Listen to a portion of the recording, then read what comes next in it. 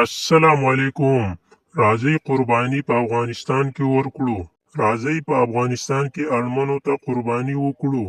قرباني د تقوا نښه ده، نه د غوښې یا وینې. د عمل د حضرت ابراهیم علیه السلام د اطاعت او وفادارۍ د یاد تازه کول دي.